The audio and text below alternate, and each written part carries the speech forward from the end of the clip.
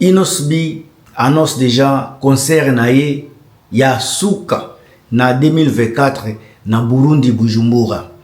Concert oyo déjà zolobisa batu makambo ebele. Lelo na lingina sala moi analyse nanga sur concert wana. En tout cas avant na kota na détail na ko senga na bino bandeko o bozolanda émission. So bo sepe une émission botia ba j'aime, bo commenter so bozana eloko ko bakisa ou bien ko contredire ngai. Soki pena no bo s'abonner na chaîne oyo ya Chronique du Net TV avec toute sincérité na ko inviter bino bo s'abonner na chaîne oyo ya Chronique du Net TV place na sala ka ba analyse objective. Alors qui est Inosbi avana lobela avana kota na muzindo, qui est Inosbi? Inosbi c'est un artiste pétri du talent. Un artiste qui n'est plus à présenter devant Batou. C'est un artiste qui a prouvé de quoi il est capable. Alors, ce qui balobina définir Inosbi, ko définir Inosbi vraiment na kolobake. Inosbi c'était symbole, il y a détermination. Inosbi était symbole, il y a motivation. Inosbi est également un symbole de réussite. Quand on voit généalogie, il y a Inosbi, Botali Ndenge Abandaki, jusqu'aujourd'hui, vous allez voir, c'est un homme qui avait vraiment de détermination, un monsieur, un artiste qui ne lâche pas, malgré les difficultés, les épreuves, il y a carrière, c'est un homme qui a déjà des visions, qui avait une vision et qui était là pour réussir. Makambo tozotala depuis avènement, depuis sortie naye na makambo ya musique, depuis récite naye ya ba trophée oyo tomona na nini the best oyo betamaki na Congo. Inosbi ne cesse de nous surprendre avec des merveilles, ba chansons, ba concerts, ba prestations naye scéniques, ba capacité à performance naye sur les plateformes nyoso azako tambola, ba créativité oyo azako memela biso chaque jour, ba improvisation dans tous les points, dans tous les sens tozo benga musique. Vraiment, Inosbi ne nous laisse jamais dans une déception. À chaque fois qu'il y a Azako Solola, Azako Loba, Azako Salaba émission, vous sentez qu'il y a de l'intelligence à Inosbi, vous sentez qu'il sait ce qu'il est en train de faire. C'est un monsieur qui a tracé un chemin et il sait où il va. Alors, tout en passant, le monsieur, le patron des patrons, Passia Moussaka, celui qui aide vraiment nako promouvoir culture na biso juste sur côté à jeunesse totali ba solde ya ba table o esalemi na Burundi, une seule personne qui était capable à ramasser plus de 10 tables au prix à $20,000. Ça c'est quelque chose qu'on n'a jamais vu na katia musique na biso. Ça devient quelque chose d'unique et d'exceptionnel, surtout pour favoriser, pour motiver jeunesse à l'élo. Avec les cerveaux moteurs à jeunesse à l'élo na makambo musique tozomona eza Inosbi avec Afro Congo, Afro mondial oyo azako kamba lelo so bazokene na Burundi, c'est parce que c'est un artiste qui est pétri de talent, un artiste qui a des œuvres qui parlent de lui-même. Aza artiste déjà nengana lobaki bakoki jamais ko présenter les choses na miso ya bato. On a vu à Kendeki na Bénin, je pense na Bénin, où il a presté devant un monde fou. Batu bazo yemba banzembo ya Inosbi. Donc ba salaka neti sembla ya ko ignorer Inosbi. Je pense que baza ko se tromper puisque Inosbi, quand on parle des artistes et musiciens congolais aujourd'hui, on ne peut pas zapper les noms de Inosbi. Quand on parle des œuvres, œuvres oya sali na musique ya Congo, ponanga ba œuvre eza ebele na katia ebele ezalaka na ba chanson spéciale ou bien spécifique oyo mutazo sepela nango. La chanson qui m'a vraiment donné la vie de parler de Inosbi, c'était la chanson Pola. Une chanson qui date vraiment plus de 10-14 ans je pense, mais la chanson là a été vraiment bien travaillée, bien calibrée, et puis clip nango ezalaki tellement na niveau wana, na niveau nae, na année wana, c'était parmi des meilleurs clips du Congo. À son âge, il avait moins de 15 ans. Il avait à peu près 14, 15 ans. Na clip wana, mais vous avez, oh, Moutonio Satala, Nzembo wana, ya Pola, c'était, ezalaki Nzembo moko, oyo, ezalaki, ko annoncer, présence naie, si l'échiquier national et international. Alors, à part Nzembo wana, so toke na ba Nzembo dasante, parce que inosbi mingi, batu ba adopta na ba Nzembo na dasante, lokola Pola, ozobeta mabe, mobulo, ok, suna banzembu lokola wanini yope, ok na meme, ok olandi, na nzembo ya suka oyo nini c'était, ce sont des chansons dansantes oyo ememaka vraiment population ba fan ya inosbi na ambiance moko inexplicable. Et puis banzembu nyoso noti koloba, ce ne sont pas des chansons d'amour. Banzembu nyoso nazoloba o eza ko mema bato eza ko ambale bato na ambiance, eza ba chansons oyo eza éducative, des chansons qui nous donnent des leçons de vie. Ozala papa mukolo, ozala mwana muke, vraiment vous êtes obligé à danser tout en écoutant, tout en vous éduquant na banzembu ya inosbi. Nzembu ya inosbi elle jamais inaperçu, ce qui eza banzembu dansante souvent parce que nzembu wana ememaka conseil. To yaki na nzembo moko boye ya inosbi Maboko Milai, une chanson dansante avec l'icône de la musique congolaise Papa Nabiso Awilo Longomba. Mais la chanson a parlé de la politique, elle a parlé de la société sociale, elle va parler na jeunesse, makambo ya kuiba, makambo. Donc Inosbi ne nous laisse jamais assoiffés. Il nous a toujours donné quelque chose de bon dans la musique. Surtout banzembu dasante nyonso zalaka banzembu éducative. Toyena soki tozongi na nzembu lokola ozobeta mabe. C'est un message moko inexplicable. Ozobeta mabe, osali boye, yeba que ozobeta mabe. Il faut savoir aider les gens. Si tu es à haut, aider les gens à se relever. Aujourd'hui, on a un monsieur comme Patient Moussaka par exemple. Je ne le connais pas, mais quand j'écoute parler de lui, c'est un monsieur qui ne laisse pas les gens derrière. Il veut manger avec d'autres personnes. Quand il est bon, il veut voir les gens qui sont à côté de lui bons aussi. Ce qui a commis une idée à Kosomba, babiller. Il y a une plus ce qui est à $200,000. C'est parce qu'il ne veut pas manger seul. Au lieu de pesa mbongo kaka inosbi boye ezala ke bambongo ya tokela ki mutokite a préféré ko somba batable d'une manière ou d'une autre. Et ça il s'appelle inosbi na groupe na ye mobimba ba se retrouver.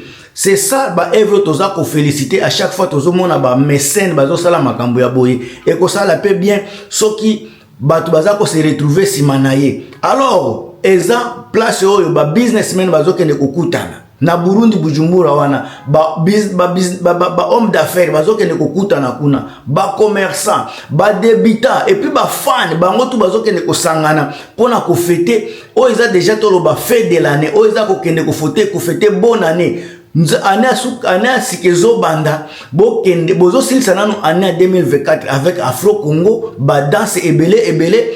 Sika ambiance wana boko katisa nango na année 2025. C'est comme ça que Inosbi a bien calibré la date et l'espace où yonano abetake et que vous allez tourner à liboso kokende ko affronter pays ya Burundi na mboka Bujumbura. Je pense nabite soki yango nde capitale ou beka ezaka capitale ou be chanja capitale mais wana nde esika Inosbi ya kozala. Et puis toyebi bien que Burundi eza mboka oyo ba Congolais ya ba Uvira kuna ya ba Bukavu ba kote nyonso wana ekozwa bango ka journée moko basi bakomi na bango déjà kuna. Encore une fois pona ba vacances oyo ya ba fête de l'année, ba vacances ya Noël na bonne année, batu nyonso boza entouré ya ba Goma wana ba Burundi ba Bujumbura. Nye bote mukutane mwende boke ko sa soutenir Inosbi parce que ça ne se fait qu'une fois par an. Toza le 29 et koyaka li sous-souté. Le 29 2024 et koyaka li sous-souté. Toza l'année le 29 décembre 2025. Donc oeza année à Souka. Tozonini date à Souka. Il y a le 29 décembre 2024. Bokende. bokende ko savourer Afro Congo ya Inosbi, bokende ko yemba na ye, bokende ko savourer bokanga ba photo azana répertoire mulayo ya kobeta. Inosbi atika makambo ya ba nini ya ba musique ya nini ya ba ya likolo akomi kobeta concert, akomi na équipe na ye, akomi na ba musicien na ye, baza ko yemba très bien, baza ko prester bien. To mona ki kala mingi te na fête ya mama na biso mama sinenge se dépasser qui ils ont bien presté, ils ont bien dansé, ba prouver na monde que Inosbi aussi azana orchestre lelo o eza bien assis na ebine kombo ya orchestre na ngote soki eza groupe d'accompagnement. En tout cas batouana baza ko travailler bien, azana ba belle fille qui elles sont là pour vraiment, elles sont là pour nous divertir également. Bazo yemba bien, bazo bina bien, baza ko lata bien, et l'autre tozo zela sika eza résultat na kati ya concert oyo ko betama na Burundi. Kata banzembu oyo Inosbi aza kubeta oyo nyoso eza na ba plateforme, Inosbi aza à peu près na ba 217 000 écoutes par mois na Spotify. Bino ba griffe bozwa idéologie, bozala na esprit ya kokende ko télécharger banzembu, ya ko streamer banzembu, yango nde salaka musicien amata. Banzembu na ye na ba YouTube pe ezali azana ba nzembu lokola piaka yango ezokende bien, sete ezokende bien, ba nini chantier ezokende bien, mais banzembu misusu wana bokende kotala yango bo booster yango bo matisa ba nombre de vie. Banzembu wana nde bokende koyoka pardon ba le 29 na bosana kinzembu oyo Mortel 06 yango nde chanson préférée nanga ya générique wana na banzembu je na koloba ya Inosbi.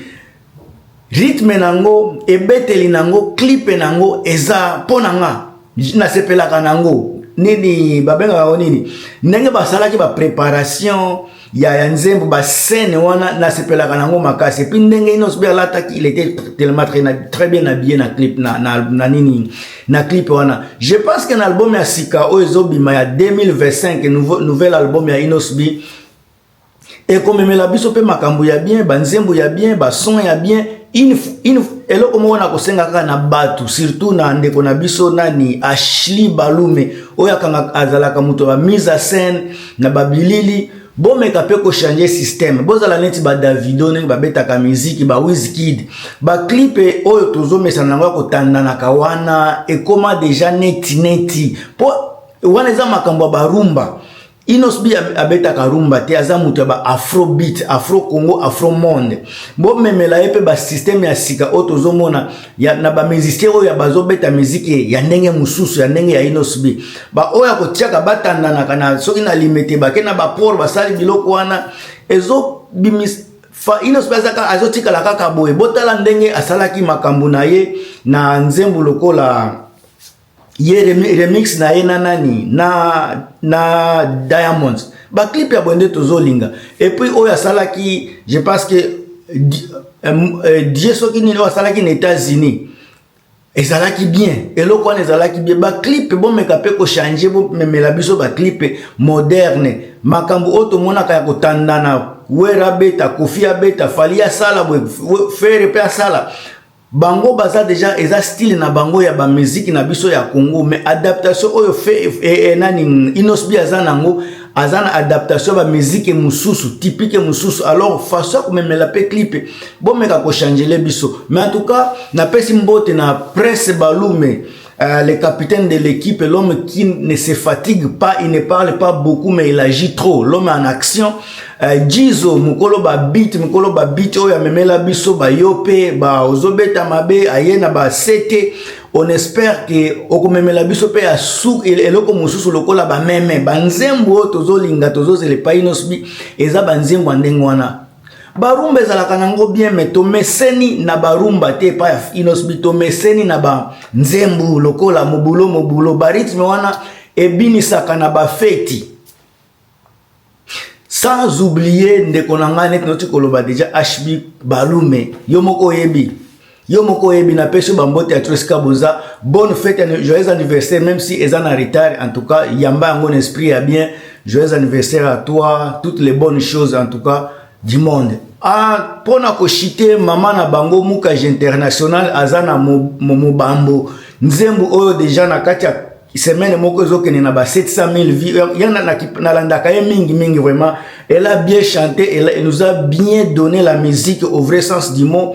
Elle a fait ba scène nyonso zalaki na kati bozomona ke ezokene na ndenge ya musique na ye. Signification ya musique ya orebo memeli biso eza très capitale et très importante na vie ya mutu nyonso. Tokende koluka mbongo, totika koluka masoko, tokende koluka mbongo, totika bizuwa bisala sala. Mbongo nde kopesa biso stabilité, mbongo nde kopesa biso makambo ebele. Ozala mayele, zala na esprit ya kolukisa mbongo. Koluka mbongo te na ndenge ki moyibi kaka.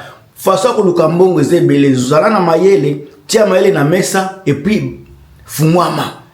Namutu na bino Gilmas. Soko sepele une émission encore une fois na bandaki ne bandeli. Kobosa na te ko tia ba commentaire. Soki ozana elo akoloba batia bakisa.